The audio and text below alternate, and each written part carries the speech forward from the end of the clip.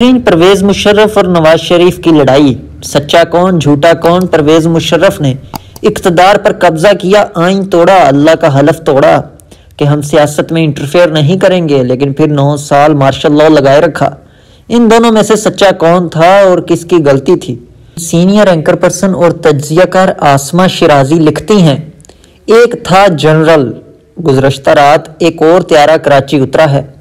اس طیارے میں پاکستان کے ایک نامور جنرل کی میت تھی۔ جنرل بھی وہ جس نے پاکستان کے آئین کو ایک بار نہیں 2 بار توڑا تھا۔ ایسا جنرل جس پر تاریخ میں پہلی بار آرٹیکل 6 یعنی آئین توڑنے کی سزا غداری کا مقدمہ چلا، اور پھر ایک ایسا جنرل جسے بچانے کے لیے ادارے نے اپنے تمام اختیارات کا بھرپور استعمال کیا، عدالت کا راستہ ہسپتال کی طرف اور قانون کا اختیار کی طرف موڑ دیا گیا، اور یوں بظاہر جنرل مشرف جیت گئے اور پاکستان کا آئین ہار گیا۔ ایک طیارہ 12 اکتوبر 1999 کو بھی کراچی کے ہوائی اڈے پر اترا تھا، مگر اس طیارے میں سوار جنرل پرویز مشرف صاحب طاقتور تھے، بااختیار تھے اور سیاہ و سفید کے مالک بھی۔ اس وقت کے وزیر اعظم نواز شریف نے کارگل کے بعد اپنے سپہ سالار کو ہٹانے کا فیصلہ کیا تھا۔ فیصلے کے اچھے برے ہونے پر تحفظات ہو سکتے ہیں، تاہم وزیر اعظم کے اختیار کے آئینی استعمال پر کوئی قدغن نہیں۔ وزیر اعظم کا اختیار ہے کہ وہ آرمی چیف کو لگائے یا ہٹائے۔ کسی بھی مہذب ملک میں سپہ سالار منتخب وزیر اعظم کے ایسے فیصلے پر سر تسلیم خم کرتا اور گھر کی راہ لیتا یا زیادہ سے زیادہ عدالت چلا جاتا، مگر چونکہ مملکت پاکستان کا قاعدہ الگ ہے، لہٰذا سپہ سالار نے وزیر اعظم کو ہی ہٹا دیا، گھر میں محصور کیا، بندوق کی نوک پر استعفے کی کوشش کی اور پھر بختر بند گاڑی میں ڈال کر جیل کی طرف روانہ کر دیا۔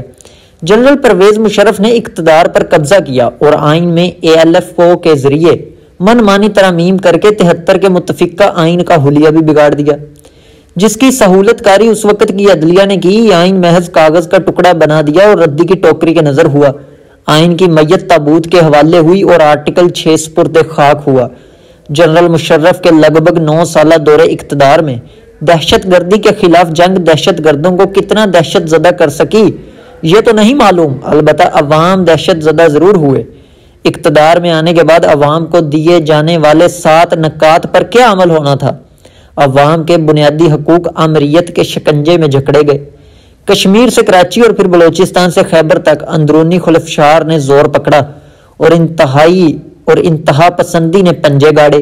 سوات اور مالاکنڈ جیسے سیٹلڈ علاقوں میں انتہا پسند طالبان نے قدم جمائے۔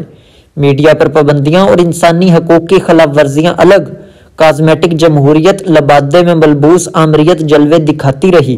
نواب اکبر بگٹی اور محترمہ بے نظیر بھٹو کی شہادت اسی دور میں ہوئی۔ کراچی میں بے امنی نے سیاسی روپ دھارا اور بظاہر دہشت گردی کے خلاف معاونت کے لیے دھڑا دھڑ بہتے ڈالرز معیشت کے غبارے میں وقتی ہوا تو بھر پائے، مگر پھر معیشت اپنے قدموں پر کبھی کھڑی نہ ہو پائی۔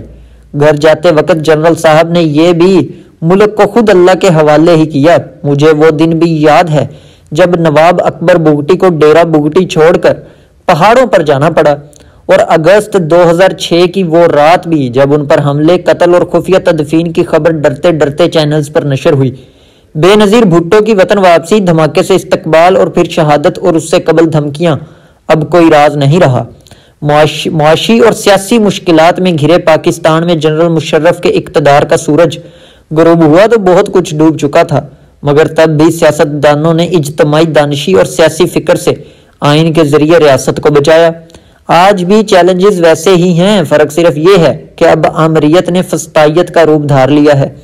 اقتدار اور طاقت کے کھیل میں خود کو آئین و قانون سے بالاتر سمجھنے والے بھی قانون قدرت کا شکار ہوتے ہیں، خود کو ناقابل شکست تسلیم کرنے والے بھی زندگی کے سامنے ہار جاتے ہیں۔ کاش طاقت کے بھی کچھ اصول طے پائے جائیں، اور اقتدار کسی کا نہیں، عروج و زوال کے ساتھ ملزوم ہے۔ عمران خان جو بار بار کہا کرتے ہیں کہ جنرل پرویز مشرف نے نواز شریف کو NRO دیا، آج وہی عمران خان کہہ رہے ہیں کہ جنرل پرویز مشرف ایک اچھا آدمی تھا۔ اس عمران خان کو بھی شرم نہیں آتی؟ آج ایک بیان دیتا ہے، کل کو دوسرا بیان، اور پرسوں کو ان دونوں بیانوں پر معذرت کر لیتا ہے۔